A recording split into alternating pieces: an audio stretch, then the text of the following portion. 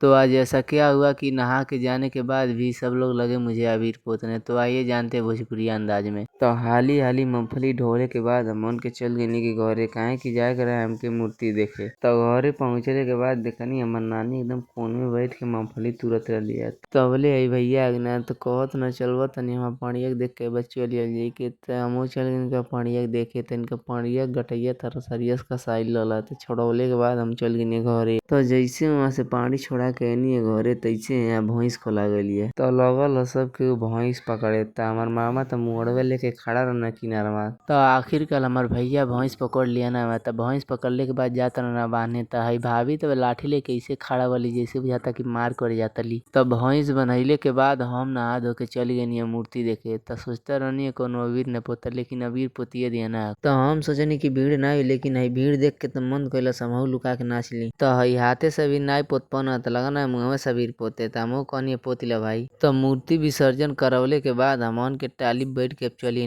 घरे।